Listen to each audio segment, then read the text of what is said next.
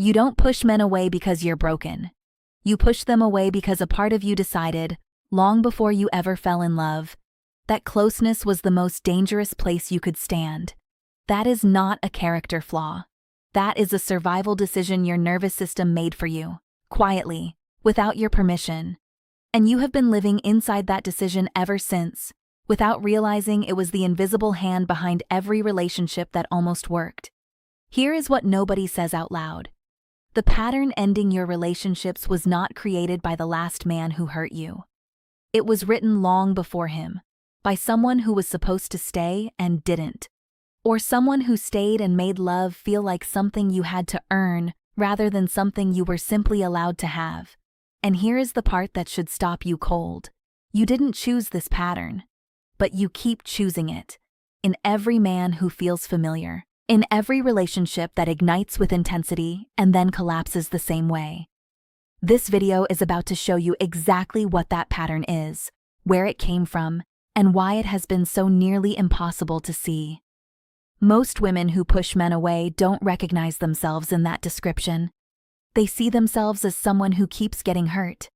They attract men who aren't ready. They fall for people who eventually disappear. They give everything and somehow end up alone. The story they tell is about bad luck, wrong timing, men who couldn't appreciate what they had. But luck is not what is happening here, and this is not about them. The real story is about a system inside you that was built to protect you, and has been doing its job almost perfectly. So perfectly, in fact, that it has been quietly filtering out the very thing you say you want most. Not because you don't want love, but because some part of you cannot reliably tell the difference between intimacy and exposure. That is not weakness. That is the result of learning, of absorbing at some early age that the people who got close either hurt you, left you, or needed things from you that you were too young to provide. And so the nervous system did what it always does. It adapted. It built walls that looked like standards. It created distance that felt like self-respect. It designed exits that disguised themselves as good reasons. And the cruelest part of this design is that it works seamlessly. It feels entirely rational from the inside. Every man you pulled away from, you had a reason. You were not ready. He was not right. The timing was off. The connection was not quite deep enough. All of those reasons may have been true, but they were also the system doing exactly what it was built to do. And this is the part most people completely miss. What most people miss is that this pattern does not announce itself. It does not feel like self-sabotage. It feels like clarity, like protection, like finally knowing what you deserve. The first way the unconscious pattern surfaces is through testing behavior that you may not even recognize as testing. When a man gets genuinely close, the kind of close that should feel safe, something inside you quietly shifts, a low-level alarm activates, and instead of staying in that warmth, you begin, almost automatically, to look for what is wrong with him. You notice his flaws with unusual precision. You become slightly harder to reach, cooler, more critical. And if he chases the distance you are creating, the dynamic stays alive, but on his anxiety rather than real connection. If he respects the space and adjusts, if he simply gives you what you asked for, something in you reads that as abandonment. And you confirm, once again, what you already believed, that closeness doesn't hold. What you may not have fully seen is that you were the one who first created the distance. Not because you are unkind, but because closeness triggered your nervous system, and retreat was the only language your body knew how to speak. Psychologists describe this as the anxious avoidant dynamic.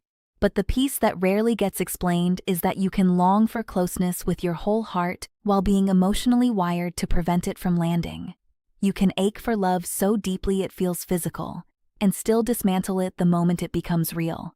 Both can be true at the same time, and that internal contradiction is not a personal failing. It is the signature of early attachment wounds that were never allowed to fully heal. The second way the pattern shows up is in the kind of men you are most powerfully drawn to. If you look back honestly at the ones who felt electric, who felt like something worth losing sleep over, you will almost certainly find a thread, something slightly out of reach about them, an emotional guardedness you may have read as depth, an inconsistency you may have interpreted as passion. That pull did not happen by accident. The nervous system does not seek what is healthy. It seeks what is familiar. And if the emotional landscape of your earliest experiences included someone whose love arrived in waves and then withdrew, whose warmth was something you had to work for, track, and hope for, then inconsistency will feel like the real thing. The men who show up fully, who are present and steady and emotionally available, may have felt too uncomplicated, too easy. And that quiet dismissal of real safety has nothing to do with those men being wrong for you. It has everything to do with what you were first taught love was supposed to feel like. And here is what nobody talks about. This does not mean the pattern owns you. It means you are running a program that was installed without your consent. And programs, once you can truly see them, can change. But first you have to be honest about something uncomfortable, that the pattern has also been protecting you. The distance you create keeps you from being fully seen.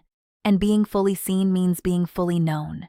And being fully known means being vulnerable to a rejection that could reach the parts of you that are still healing. The third layer lives in the moments when a relationship becomes genuinely real. Not exciting real. Real. Where the connection shifts from surface to something that actually matters. Where he starts to feel like someone you could actually lose. And in that precise moment, quietly, automatically, something inside you breaks. You pull back just slightly. Your response is slow. You share a little less. You protect the most tender parts of yourself behind a version of you that is still warm, but no longer open all the way. He feels it, even when he cannot name it. And his response, whether he chases the retreat or adjusts to the new distance, either feeds the pattern or confirms the belief beneath it, that no one can hold all of you without eventually stepping back. Stop for just a moment. Because before we go deeper, there is a question you need to sit with honestly. You have likely spent real time thinking about the men who left, the ones who weren't ready, the ones who didn't fight hard enough. But here is the question that cuts closer to the truth. How many men who were ready, consistent, and genuinely present did you allow to walk away without ever fully understanding why? Not the ones who were wrong for you, the ones who were not wrong enough, the ones who were just a little too available, a little too steady, a little too willing to stay. And somehow that was precisely what made them feel like less. That is the pattern. And now you can see its shape clearly. This next part is the one that changes everything. The deepest layer of this has nothing to do with men.